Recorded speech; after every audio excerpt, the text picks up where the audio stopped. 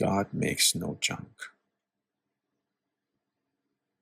And who out there is wise enough, or powerful enough, or ballsy enough to second guess anything that God has made, or anyone that God has created? As far as I'm concerned, we're all children of God. We were all made by the highest. So we're all perfect in that regard because of who made us.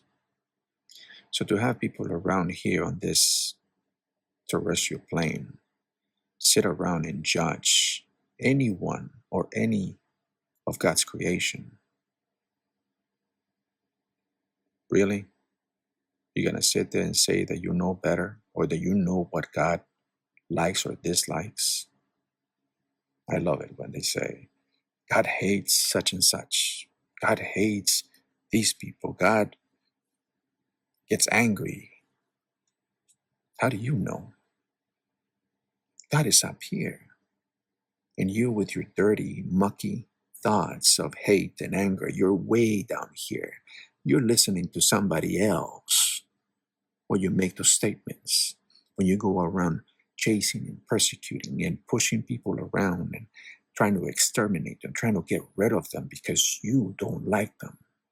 Again, whose prompts are you following?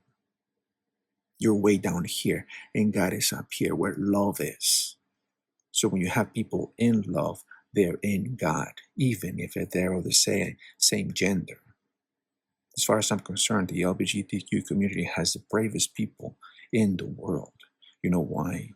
Because they decide they're going to be genuine. They're going to be authentic. They're going to be true to themselves. And they're going to go with what is felt inside to them. Because inside is where the soul is. Have you forgotten that we all have a soul? Or you're going to say that, oh, those people don't have a soul because they're from the devil. Again, those assumptions, they're not really the reality or the truth. These are the prompts of somebody who's way down here, way close to the man downstairs. Who are you really listening to? Where are your inspirations coming from when God is up here? Where love is, where happiness is, where joy is.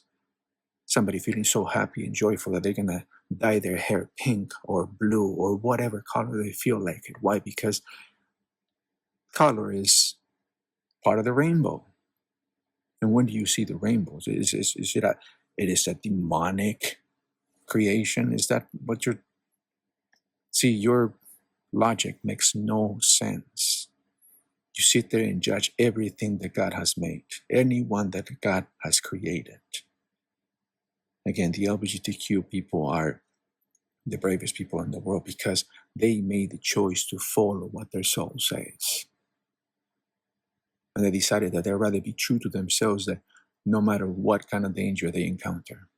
See, that's brave. That's courageous. That's ballsy.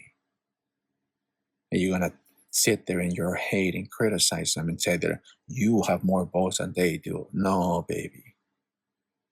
You're nothing but a sheep who's following the dictations, the instructions of somebody else, regurgitating everything that somebody else has told you.